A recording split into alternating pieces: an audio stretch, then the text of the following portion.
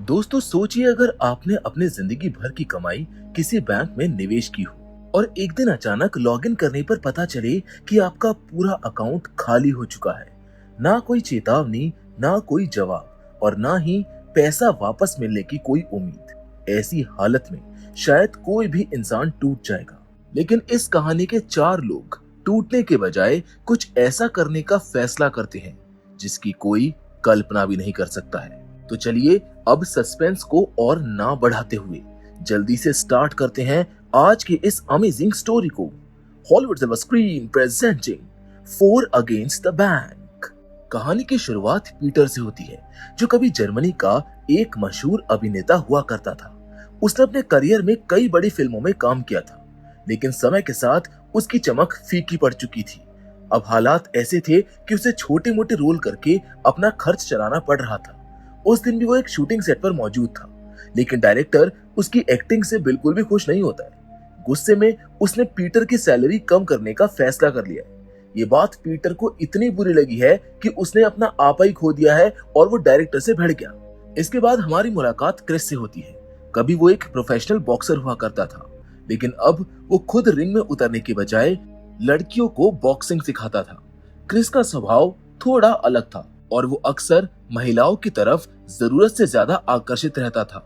Training खत्म होने के बाद वो अपनी गर्लफ्रेंड सुजैन के साथ बैठा हुआ था। सुजैन उसे दूसरी लड़कियों से दूरी बनाने की सलाह देती है, लेकिन क्रिस उसकी बात को हल्के में लेते हुए अपने भविष्य के सपनों के बारे में बताने लगता है। वो सुजैन को एक जगह दिखाता है जहाँ पर वो अपना खुद का बॉक्सिंग क्लब खोलना चाहता था। जब सुजैन उससे पूछती है कि इतने बड़े प्लान के लिए पैसा कहाँ से आएगा, तब क्रिस मुस्कुराते हुए बताता है कि उसने अपनी पूरी जमा पूंजी एक बैंक में निवेश कर रखी है।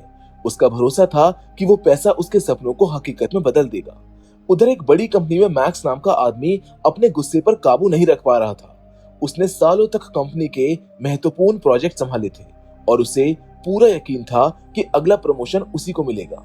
लेकिन जब कंपनी ने किसी और को ये मौका दे दिया तो वो बुरी तरह भड़क गया। गुस्से में उसने अपने बॉस को सबके सामने खरी खोटी सुना दी। नतीजा ये हुआ कि उसे उसी वक्त नौकरी से निकाल दिया गया। दूसरी ओर टोबियस नाम का एक इन्वेस्टमेंट मैनेजर बैंक में काम करता था। उसका काम ग्राहकों को निवेश के लिए मनाना था, लेकिन बाकी कर्मचारियों की तरह वो झूठे सपने या फिर लालच नहीं दिखा सकता था। इसी वजह से उसके पास ज्यादा ग्राहक नहीं आते थे।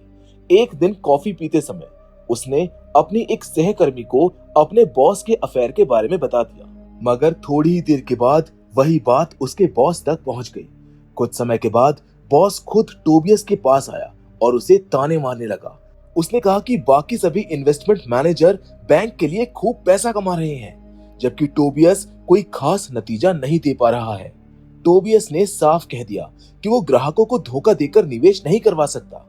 ये सुनकर बॉस ने उसे नौकरी छोड़ने के लिए कहा, लेकिन टोबियस ने याद दिलाया कि उसका कॉन्ट्रैक्ट अभी खत्म नहीं हुआ है और नियमों के मुताबिक उसको निकाला नहीं जा सकता। बॉस वहां से जाने लगा तो टोबियस ने एक और गंभीर समस्या बताई। उसने कहा कि कई दिनों से उसे शेयर मार्केट की जरूरी रिपोर्ट नहीं मिल रही है। अगर मार्केट में बड़ी गिरावट आई है तो ग्राहकों को भारी नुकसान हो सकता है। बॉस ने इसे तकनीकी दिक्कत बताकर बात टाल दी, जबकि टोबियस पहले ही कई बार मेन ऑफिस से संपर्क कर चुका था, लेकिन कोई समाधान नहीं मिल रहा था। अब इसी दौरान मैक्स अपने घर पहुंचता है, जहां पर उसके माता पिता नौकरी जाने की वजह से नाराज थे। लेकिन मैक्स ने उनको भरोसा दिलाया कि उसे किसी की नौकरी की जरूरत नहीं है, क्योंकि उसकी सारी बचत बैंक में सुरक्षित निवेश की हुई है। उधर क्रिस भी अपने पैसे मिलने का इंतजार कर रहा था और पीटर भी काफी उत्साहित था। दोनों को उम्मीद थी कि उनका निवेश उन्हें अच्छा फायदा देगा। लेकिन कुछ देर के बाद सब कुछ बदल जाता है। जब पीटर ने अपना अकाउंट खोला और मैक्स ने भी अपने इन्वेस्टमेंट की जानकारी चेक की तो उनके होश उड़ गए। अकाउंट में एक भी पैसा नहीं बचा था। अब यही हाल क्रिस का भी था। कुछ ही सेकंड्स में उनकी खुशियां डर और सदमे में बदल गई। ऐसा लग रहा था जैसे किसी ने उनकी पूरी जिंदगी की कमाई छीन ली हो। तीनों बिना समय गवाए सीधे बैंक पहुंचते हैं और अपने पैसे वापस मांगने लगते हैं, लेकिन बैंक ने उनकी एक नहीं सुनी और उन्हें बाहर निकाल दिया। दूर खड़ा टोबियस ये सब कुछ देख रहा था। तभी उसका बॉस वहां पर आता है और सबके सामने आरोप लगाने लगता है कि शायद टोबियस ने ग्राहकों का पैसा कहीं पर बर्बाद कर दिया है। लेकिन टोबियस जानता था कि सच्चाई तो कुछ और ही है। तभी उसको एहसास होता है कि ये पूरी साजिश उसी के खिलाफ रची गई थी ताकि उसे नौकरी छोड़ने पर मजबूर किया जा सके। उसने अपने बॉस से कहा कि लोग बैंक पर भरोसा करके अपना पैसा निवेश करते हैं, लेकिन उसके बॉस के चेहरे पर कोई पछतावा नहीं था। उसने कोई जवाब नहीं दिया और आखिरकार टोबियस को भी बैंक से बाहर निकलवा दिया। उधर अपनी सारी जमा पूंजी गंवाने के बाद क्रिस, मैक्स और पीटर एक बार में बैठे हुए थे। तीनों के चेहरों पर गुस्सा साफ दिखाई दे रहा था। उन्हें पूरा यकीन था कि उनकी बर्बादी के पीछे टोबियस का ही हाथ है, क्योंकि उसी की सलाह पर उन्होंने बैंक में निवेश किया था। गुस्से में वो फैसला करते हैं कि अगर टोबियस उन्हें कहीं मिल गया तो वो इस बार नहीं बच पाएगा। तभी अचानक क्रिस की नजर बार के एक कोने पर पड़ती है। वहां पर टोबियस आराम से बैठकर ड्रिंक कर रहा था। ये देखकर वो तीनों चौंक जाते हैं, क्योंकि जिस आदमी को वो ढूंढ रहे थे वो खुद उनके सामने मौजूद था। हालांकि वे जानते थे कि बार के अंदर कोई हंगामा करना ठीक नहीं होगा, क्योंकि पुलिस तुरंत पहुंच सकती थी। इसलिए उन्होंने चुपचाप उसका पीछा करने का फैसला किया। कुछ देर तक पीछा करने के बाद वो टोबियस के घर तक पहुंच जाते हैं। अब जैसे टोबियस उनको देखता है, उसके होश उड़ जाते हैं और वो भागने की कोशिश करता है, लेकिन वो तीनों उसे पकड़ लेते हैं और घर के अंदर ले जाकर बांध देते हैं। इसके बाद उससे सीधा सवाल किया जाता है कि आखिर उनका पैसा कहां गया।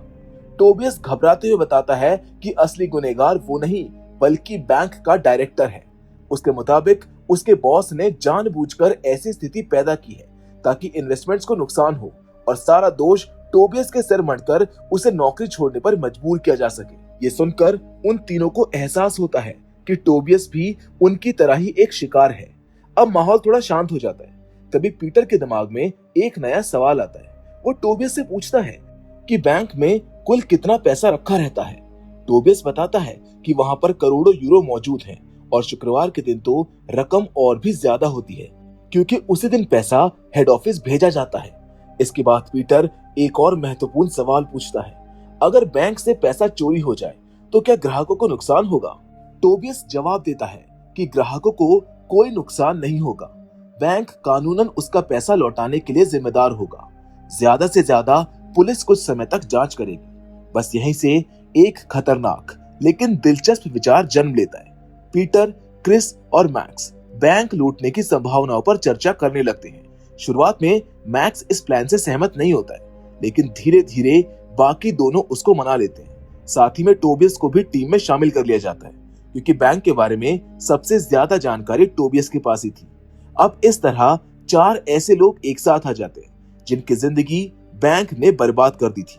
यही वजह है कि इस कहानी का नाम रखा गया है 4 अगेंस्ट द बैंक, यानी बैंक के खिलाफ खड़े 4 लोग। इसके बाद पीटर सभी को अपने घर ले जाता है।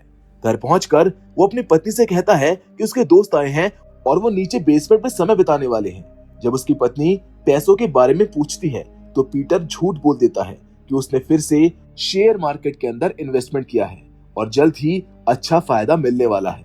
अब पत्नी को बहाना देकर वो बेसमेंट में पहुंच जाता है, जहां वो चारों बैंक का नक्शा फैलाकर बैठ जाते हैं। अब असली तैयारी शुरू होती है। टोबियस उनको बताता है कि बैंक के वॉल्ट तक पहुंचने के लिए रोज बदलने वाला एक खास पासवर्ड चाहिए होता है, जो सिर्फ बैंक मैनेजर को पता रहता है। दिलचस्प बात यह थी कि मैनेजर रोज ठीक 11 बजे टॉयलेट जाता है। क्रिस तुरंत कहता है कि वो मैनेजर को पकड़ेंगे, उससे पासवर्ड लेंगे और पैसा लेकर निकल जाएंगे। लेकिन टोबियस उसको समझाता है कि मामला इतना आसान नहीं है। बैंक के हर डेस्क पर एक इमरजेंसी बटन मौजूद है। अगर किसी ने उसको दबा दिया तो अलार्म सीधे पुलिस स्टेशन तक पहुंच जाएगा। ये सुनकर वो चारों फैसला करते हैं कि जल्दबाजी करने के बजाय उन्हें पहले पूरी जानकारी जुटानी होगी। अगले दिन से वो बैंक की निगरानी करना शुरू कर देते हैं। मैक्स और पीटर बैंक के अंदर होने वाली गतिविधियों पर नजर रखते हैं, जबकि क्रिस जरूरी चाबियों की कॉपी तैयार करने में लग जाता है। इस दौरान उसकी गर्लफ्रेंड भी कुछ जरूरी सामान लाकर उनकी मदद करती है। अब उन्हें ये जानना था कि अलार्म बजने के बाद पुलिस को पहुंचने में कितना समय लगता है। इसके लिए वो एक अजीब लेकिन मजेदार प्लान बनाते हैं। वो एक सनकी आदमी को पैसे देकर बैंक में नकली डकैती करवाते हैं। प्लान के मुताबिक वो आदमी अपने हाथों में कपड़ा लपेटकर उसे बंदूक जैसा दिखाता है और सीधे बैंक के अंदर घुस जाता है। कर्मचारी को लगता है कि उसके पास असली हथियार है, इसीलिए वो तुरंत अलार्म दबा देते हैं। कुछ ही देर में सिक्योरिटी गार्ड उसको पकड़ लेते हैं। जब उसके हाथ की जांच की जाती है तो पता चलता है कि वो बंदूक नहीं बल्कि चॉकलेट थी। इस पूरे ड्रामे के दौरान पीटर अंदर से सब कुछ देख रहा होता है, जबकि बाकी लोग बाहर पुलिस के आने का समय नोट कर रहे होते हैं। आखिरकार उनको पता चल जाता है कि अलार्म बजने के लगभग 4 मिनट के बाद पुलिस बैंक तक पहुंच जाती है। अब उनका पूरा प्लान इन्हीं 4 मिनटों के ऊपर आधारित होने वाला था। कुछ देर के बाद पुलिस की गाड़ी बैंक के सामने रुकती है और उसमें से एक महिला अधिकारी बाहर निकलती है। टोबियस उसको देखते ही पहचान लेता है। उसका नाम एलिजाबेथ था, जो बैंक डकैती के मामलों की विशेषज्ञ मानी जाती थी और पहले भी कई बड़े अपराधियों को पकड़ चुकी थी। एलिजाबेथ बैंक के अंदर जाकर कर्मचारियों से पूछताछ शुरू करती है। अब इसी दौरान उसकी नजर पीटर पर पड़ती है और वो पूछती है कि वो यहाँ पर क्या कर रहा था। पीटर बिना घबराए जवाब देता है कि वो सिर्फ पैसे जमा करने आया था। एलिजाबेथ उसकी बात मान लेती है, लेकिन अब खेल और भी खतरनाक होने वाला था। प्लान के अगले चरण के लिए उन्हें एक ऐसी कार चाहिए थी जिसका कोई पता ना लगा सके, इसलिए उन्होंने एयरपोर्ट की पार्किंग से कार चुराने का फैसला किया, क्योंकि वहां पर गाड़ियां कई महीनों तक खड़ी रहती हैं। काफी तलाश के बाद उन्हें एक उपयुक्त कार मिल जाती है। टोबियस अपनी बनाई हुई चाबी से कार स्टार्ट करने की कोशिश करता है और किस्मत से इंजन चालू हो जाता है। लेकिन तभी पार्किंग में काम करने वाली एक महिला उनके पास पहुंच जाती है और बताती है कि उस कार का पार्किंग बिल 1200 यूरो हो चुका है। समस्या ये थी कि उनके पास इतना नगद नहीं था और कार्ड इस्तेमाल करना उनके लिए खतरे से खाली नहीं था। टोबियस उस महिला को बातों में फंसाने की कोशिश करता है, लेकिन उसका कोई भी असर नहीं होता है। उल्टा वो औरत नाराज हो जाती है और उन्हें वहां से जाने से रोकने लगती है। अब किसी तरह वहां से निकलने के बाद चारों वापस पीटर के घर पहुंचते हैं। अब तक उन्होंने बैंक की सुरक्षा, पुलिस के रिस्पॉन्स टाइम और अंदर की हर छोटी बड़ी जानकारी जुटा ली थी, इसलिए अब समय था अंतिम प्लान तैयार करने का। उनकी योजना काफी सीधी लेकिन बेहद जोखिम भरी थी। अब जैसे ही बैंक मैनेजर रोज की तरह सुबह 11 बजे टॉयलेट जाएगा, क्रिस एक सनकी आदमी बनकर बैंक में हंगामा शुरू कर देगा ताकि किसी को असली डकैती का शक ना हो। अब उसी दौरान पीटर मैनेजर को दबाव में लेकर वॉल्ट का पासवर्ड हासिल करेगा। मैक्स पूरे बैंक पर नजर रखेगा और सही समय पर सबको सिग्नल देगा। दूसरी ओर टोबियस शहर के एक बड़े स्टेडियम में मौजूद रहेगा ताकि जरूरत पड़ने पर वो साबित कर सके कि डकैती के वक्त वो बैंक के आसपास भी नहीं था। आखिरकार वो दिन आ जाता है जिसका वो कई दिनों से इंतजार कर रहे थे। पीटर और मैक्स भेष बदलकर बैंक पहुंच जाते हैं। कुछ ही देर के बाद घड़ी में 11 बजते हैं और बैंक मैनेजर अपनी रोज की आदत के मुताबिक टॉयलेट की तरफ बढ़ जाता है। अब उसी समय क्रिस अपनी एक्टिंग शुरू कर देता है। वो पागलों जैसी हरकतें करते हुए बैंक में हंगामा मचा देता है। सिक्योरिटी गार्ड्स तुरंत उसको पकड़ने में लग जाते हैं और ठीक इसी मौके का फायदा उठाकर पीटर टॉयलेट के अंदर पहुंच जाता है। वहां पर वो मैनेजर से वॉल्ट का पासवर्ड हासिल कर लेता है और तुरंत मैक्स को इशारा कर देता है। अब खेल असली मोड़ पर पहुंच चुका था।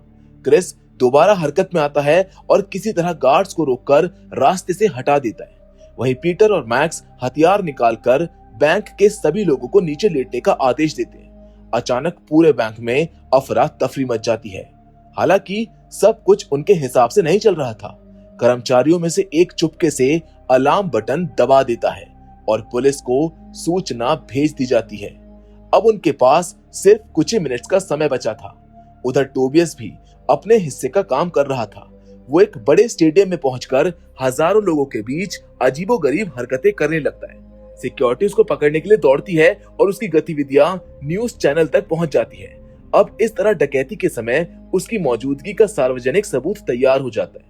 इधर बैंक के अंदर पीटर वॉल्ट तक पहुंच जाता है, लेकिन जैसे ही वो पासवर्ड डालता है उसको पता चलता है कि एक अंक गायब है। ये देखकर उसके पैरों तले जमीन खिसक जाती है। समय तेजी से निकल रहा था और पुलिस रास्ते में थी। घबराने के बजाय पीटर तुरंत वापस टॉयलेट में जाता है और दोबारा सही पासवर्ड हासिल कर लेता है। इस बार वॉल्ट खुल जाता है। दरवाजा खुलते ही उनके सामने पैसों का पहाड़ नजर आता है। हालांकि लालच में आने की बजाय वो सिर्फ 2 मिलियन यूरो लेकर निकलने का फैसला करते हैं और रकम को 2 बैगों में भर लेते हैं। बैंक के बाहर हालात लगातार तनावपूर्ण होते जा रहे थे। लोगों को डराने के लिए मैक्स छत की तरफ फायर करता है, लेकिन गोली की आवाज सुनकर वो खुद भी घबरा जाता है, क्योंकि उनकी योजना में नकली गोलियों का इस्तेमाल होना था, जबकि ये गोली असली थी। अब समय लगभग खत्म हो चुका था। पीटर जल्दी से एक बैग मैक्स को पकड़ाता है और दोनों बैंक के पिछले दरवाजे की तरफ भागते हैं। अब एग्जिट का इंतजाम पहले से ही टोबियस ने कर रखा था, लेकिन बाहर पहुंचकर उन्हें एक नई मुसीबत दिखाई देती है। क्रिस अभी तक गाड़ी लेकर नहीं पहुंचा था। पुलिस किसी भी पल वहां पर पहुंच सकती थी और वो दोनों बैग लेकर खड़े हुए थे। असल में दूसरी ओर क्रिस चोरी की कार स्टार्ट करने की कोशिश कर रहा था, लेकिन गाड़ी बार बार धोखा दे रही थी। जितनी बार वो चाबी घुमाता, इंजन उतनी बार ही बंद हो जाता। कुछ देर के बाद तो हालात ऐसे हो जाते हैं कि क्रिस गाड़ी से ज्यादा भगवान पर भरोसा करने लगता है। वो लगातार प्रार्थना करता रहता है और आखिरकार किस्मत उसका साथ दे देती है। इंजन स्टार्ट हो जाता है और वो तेजी से बैंक की ओर निकल पड़ता है। अब जैसे क्रिस वहां पर पहुंचता है, पीटर और मैक्स राहत की सांसें लेते हैं। वो गाड़ी के अंदर बैठ जाते हैं, लेकिन मुसीबत अभी खत्म नहीं हुई थी। दोनों के बैठते ही गाड़ी एक बार फिर से बंद हो जाती है। अब तीनों घबराकर उसे धक्का लगाने लगते हैं। कुछ सेकंड के बाद इंजन फिर से चालू हो जाता है और आखिरकार वो वहां से निकलने में कामयाब हो जाते हैं। उधर पुलिस भी टोबियस को एक सनकी आदमी समझकर छोड़ देती है, लेकिन थोड़ी देर के बाद बैंक के अंदर एलिजाबेथ पहुंच जाती है और जांच शुरू कर देती है। गवाहों से बात करने के बाद उसको पता चलता है कि डकैती में 2 लोग शामिल थे। तभी उसको समझ आता है कि पहले जो पागल बैंक में आया था वो इस पूरी योजना का हिस्सा था। जब वहां के ऑफिसर्स डाकुओं के स्केच बनवाने की बात करते हैं, तो एलिजाबेथ साफ कह देती है कि वो अपराधी समझदार थे।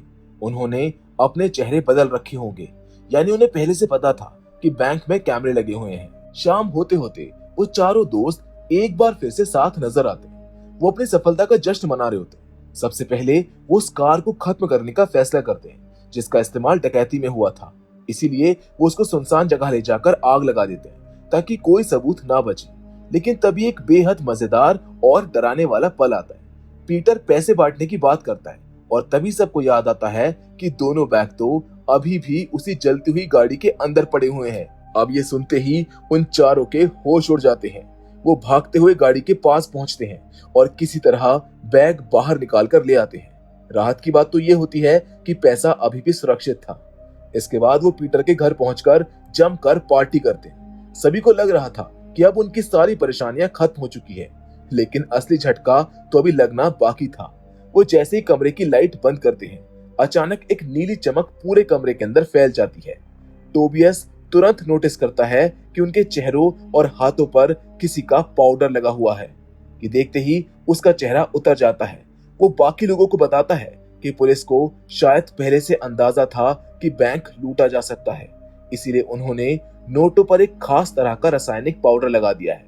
अगर कोई भी इन पैसों का इस्तेमाल करता है तो पुलिस आसानी से उसको ट्रैक कर सकती है। ये सुनते ही उन चारों की खुशी पल भर में गायब हो जाती है। जिस पैसों के लिए उन्होंने इतना बड़ा जोखिम उठाया, अब वही पैसा उनके लिए मुसीबत बन चुका था। दूसरी ओर एलिजाबेथ अपनी टीम के साथ बैठकर ये रणनीति समझा रही थी। उसको पूरा भरोसा था कि अपराधी इस जाल के बारे में नहीं जानते होंगे और जल्द ही कोई न कोई गलती जरूर करेंगे। अब जांच आगे बढ़ती है और सीसीटीवी फुटेज देखते हुए एलिजाबेथ की नजर एक महत्वपूर्ण सुराग पर पड़ती है। उसे डाकुओं में से एक के हाथ पर बना टैटू दिखाई देता है, जो बिल्कुल क्रिस के टैटू जैसा था। इसके बाद वो और भी सबूत जुटाने में लग जाती है। उधर चारों दोस्त फिर से एक बार में बैठे हुए होते। अब उनके चेहरों पर खुशी नहीं बल्कि चिंता थी। वो समझ नहीं पा रहे थे कि उन पैसों का क्या किया जाए। तभी पीटर का फोन आता है। फोन उठाते ही दूसरी ओर से एलिजाबेथ की आवाज सुनाई देती है। वो उससे कुछ सवाल के लिए पुलिस स्टेशन आने के लिए कहती है। अब कुछ ही देर के बाद यही कॉल टोबियस और क्रिस को भी आता है। हैरानी की बात ये थी कि मैक्स को कोई कॉल नहीं आता। इसी वजह से मैक्स को लगने लगता है कि शायद पुलिस को अभी तक उसके ऊपर कोई शक नहीं हुआ है। लेकिन बाकी तीनों जानते थे कि अब असली परीक्षा शुरू होने वाली है, इसीलिए वो धीरे धीरे पुलिस स्टेशन की ओर रवाना हो जाते हैं। पुलिस स्टेशन पहुंचने के बाद सबसे पहले एलिजाबेथ टोबियस से पूछताछ करती है। वो जानना चाहती थी कि डकैती वाले दिन वो हजारों लोगों के सामने इतनी अजीब हरकतें क्यों कर रहा था। टोबियस मासूम बनते हुए कहता है कि उस दिन उसका दिमाग ठीक से काम नहीं कर रहा था और उसे खुद भी समझ नहीं आया कि उसने ऐसा क्यों किया। इसके बाद क्रिस को अंदर बुलाया जाता है। एलिजाबेथ उसे सीसीटीवी में दिखे टैटू के बारे में बताती है और पूछती है कि बिल्कुल वैसा ही टैटू एक डाकू के हाथ पर कैसे दिखाई दिया। लेकिन क्रिस बिना घबराए जवाब देता है कि ऐसे टैटू इस शहर में बहुत सारे लोगों के पास हैं। सिर्फ टैटू देखकर किसी को अपराधी नहीं कहा जा सकता। इसी दौरान उसकी नजर एलिजाबेथ के मोबाइल पर जाती है, जहां किसी डेटिंग ऐप का नोटिफिकेशन दिखाई देता है। ये छोटी सी बात आगे चलकर उनके लिए बहुत काम आने वाली थी, जहां एंड में अब पीटर की बारी आती है। एलिजाबेथ उससे पूछती है कि जिस दिन बैंक में वो नकली पागल आया था, उस दिन उसने झूठ क्यों बोला कि वो पैसे जमा करने आया है। पीटर तुरंत बहाना बनाते हुए कहता है कि अचानक हुए हंगामे की वजह से वो घबरा गया था और घबराहट में उसने कुछ भी बोल दिया। अब काफी देर तक सवाल जवाब करने के बावजूद भी एलिजाबेथ को कोई ठोस सबूत नहीं मिलता है, इसीलिए मजबूर होकर उसे उन तीनों को छोड़ना पड़ता है।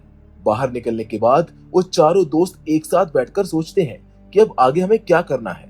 कुछ समय बाद वो एक सिनेमा हॉल में फिल्म देख रहे होते हैं, लेकिन उनका ध्यान फिल्म में बिल्कुल नहीं था। उनकी सबसे बड़ी समस्या ये थी कि उनके पास मौजूद पैसे इस्तेमाल करने लायक नहीं थे। अगर वो उन नोटों को खर्च करेंगे तो पुलिस तुरंत उनके पीछे पहुंच जाएगी। तभी पीटर टोबियस से पूछता है कि एलिजाबेथ ये जांच आखिर कब तक करती रहेगी। टोबियस बताता है कि जब तक चोरी का पैसा और अपराधी नहीं मिल जाते, तब तक ये केस बंद नहीं होगा। यहीं से उनके दिमाग में एक नई योजना का जन्म होता है। वो सोचते हैं कि अगर चोरी का पैसा किसी और के पास मिल जाए और पुलिस को कोई दूसरा अपराधी भी मिल जाए, तो जांच हमेशा के लिए खत्म हो सकती है। अब काफी सोचने के बाद उनका निशाना बैंक का वही डायरेक्टर बनता है, जिसने शुरू से सारी परेशानी खड़ी की थी। इसके साथ ही उन्हें याद आता है कि एलिजाबेथ डेटिंग ऐप इस्तेमाल करती है, इसीलिए वो फैसला करते हैं कि मैक्स को उसके करीब भेजा जाएगा, क्योंकि पुलिस को अभी तक मैक्स पर कोई शक नहीं हुआ था। शुरुआत में मैक्स इस आइडिया को सुनकर मना कर देता है, लेकिन बाकी लोग किसी तरह उसको मना लेते हैं। उधर घर पहुंचने पर पीटर की पत्नी को छुपाए हुए पैसों का बैग मिल जाता है। पहले तो वो खुश हो जाती है, लेकिन जब उसे पूरी कहानी पता चलती है तो वो भी इस मिशन का हिस्सा बनने के लिए तैयार हो जाती है। अब उनका नया प्लान तैयार था। एक तरफ मैक्स एलिजाबेथ का ध्यान अपनी तरफ लगाए रखेगा, जबकि दूसरी ओर बाकी लोग बैंक डायरेक्टर को फंसाने का इंतजाम करेंगे। सबसे पहले मैक्स की एक नई पहचान बनाई जाती है। उसका नाम बदला जाता है, उसकी प्रोफाइल को आकर्षक बनाया जाता है और यहाँ तक कि उसकी तस्वीर के साथ एक प्यारी बिल्ली भी जोड़ दी जाती है। अब उसी रात एलिजाबेथ डेटिंग ऐप पर उसकी प्रोफाइल देखती है। वो उसे पसंद कर लेती है। कुछ ही देर में उन दोनों के बीच बातचीत शुरू होती है। दूसरी ओर पीटर की पत्नी एक महंगा नेकलेस खरीदकर शूमाकर की गर्लफ्रेंड के घर के बाहर उसके नाम से भिजवा देती है। इससे ऐसा लगता है जैसे तोहफा खुद शूमाकर ने भेजा हो। जल्द ही एलिजाबेथ और मैक्स की मुलाकात एक रेस्टोरेंट में तय हो जाती है। दिलचस्प बात यह थी कि उसी रेस्टोरेंट में शूमाकर भी अपनी गर्लफ्रेंड के साथ मौजूद था। वहीं पीटर और उसकी पत्नी भी पहले से बैठे हुए थे। अब जैसे शूमाकर उनके पास से गुजरता है, पीटर जानबूझकर पैसों वाला बैग नीचे गिरा देता है। कर्टेसी दिखाते हुए शूमाकर बैग उठाकर उसको वापस देता है, लेकिन इसी दौरान पीटर चालाकी से उसका फिंगरप्रिंट हासिल कर लेता है। उधर मैक्स और एलिजाबेथ बातचीत कर रहे होते हैं। बातों ही बातों में एलिजाबेथ उसको बताती है कि वो एक बैंक डकैती की जांच कर रही है। तब मैक्स इशारों इशारों में कहता है कि कई बार अपराधी वही लोग निकलते हैं जिन पर कोई शक नहीं करता। एलिजाबेथ की नजर तुरंत पास वाली टेबल पर बैठे शूमाकर पर जाती है। वो देखती है कि उसकी गर्लफ्रेंड के गले में बेहद महंगा नेकलेस है। इससे उसके मन में हल्का सा शक पैदा होने लगता है। अब इसी दौरान टोबियस और क्रिस शूमाकर के फिंगरप्रिंट का इस्तेमाल करके उसके घर में घुस जाते हैं। वहां वो चोरी के पैसे और कुछ ऐसे सबूत छोड़ देते हैं जो सीधे शूमाकर की ओर इशारा करते थे। हालांकि काम के दौरान एक छोटी सी समस्या खड़ी हो जाती है। क्रिस अचानक घर की मालकिन के सामने आ जाता है, लेकिन किस्मत उसका साथ देती है, क्योंकि वो औरत कोई और नहीं बल्कि उसकी अपनी गर्लफ्रेंड सुजन निकलती है। क्रिस उसे बाद में सब कुछ समझाने का वादा करता है और जल्द ही वहां से निकल जाता है। उधर मैक्स भी अपनी डेट खत्म करके एलिजाबेथ को उसके घर छोड़ देता है। सब कुछ बिल्कुल उनकी योजना के मुताबिक चल रहा होता है। अगली सुबह पुलिस स्टेशन में एक नई खबर आती है। 2 लोग ऐसे नोट खर्च करते हुए पकड़े गए थे जिन पर वही खास पाउडर लगा हुआ था जो बैंक के पैसों पर था। पुलिस तुरंत दोनों को गिरफ्तार कर लेती है। असल में ये दोनों क्रिस के पुराने दोस्त थे जो हाल ही में जेल से बाहर आए थे। जब क्रिस ने उन्हें अपनी समस्या बताई तो वो मदद करने के लिए तैयार हो गए। योजना के तहत उन्होंने अपने हाथ पर क्रिस जैसा टैटू भी बनवा लिया था ताकि शक उन्हीं पर जाए। पुलिस के सामने उन्होंने बैंक डकैती की जिम्मेदारी स्वीकार कर दी और ये भी कहा कि उनका असली निशाना बैंक डायरेक्टर शूमाकर था। ये सुनते ही एलिजाबेथ अपनी पूरी टीम के साथ शूमाकर के घर पहुंचती है। वहां तलाशी के दौरान चोरी की रकम का बड़ा हिस्सा बरामद हो जाता है। साथ ही में कुछ और सबूत भी मिल जाते हैं जो उसके खिलाफ जाते थे। अब एलिजाबेथ के पास कार्यवाही करने के लिए पर्याप्त कारण थे, इसीलिए शूमाकर को वहीं गिरफ्तार कर लिया जाता है और कुछ समय के बाद बैंक डकैती के इस केस को ऑफिशियल रूप से बंद कर दिया जाता है। असल में चोरी की रकम में से आधा मिलियन यूरो क्रिस ने पहले ही अलग रख लिया था। जब सारी मुसीबत खत्म हो जाती है तो चारों दोस्त उस पैसे को आपस में बांट लेते हैं। उधर मैक्स और एलिजाबेथ के बीच एक खूबसूरत रिश्ता शुरू हो जाता है। वहीं पीटर, क्रिस, मैक्स और टोबियस अपनी इस पागलपन भरी लेकिन सफल योजना का जश्न मनाते हैं। शुरुआत में ये चारों लोग एक दूसरे के लिए अजनबी थे, लेकिन हालात ने उन्हें दोस्त बना दिया और इसी दोस्ती, हंसी मजाक और यादगार जीत के साथ इस मजेदार कहानी का अंत हो जाता है। तो दोस्तों, मैं उम्मीद करता हूं कि ये कहानी आपको पसंद आई होगी। बाकी फिलहाल आज के इस वीडियो में बस इतना ही, लेकिन हमेशा की तरह हम आपसे जरूर मिलेंगे और वो भी एक और नई इंटरेस्टिंग कहानी के साथ। पर तब तक के लिए धन्यवाद।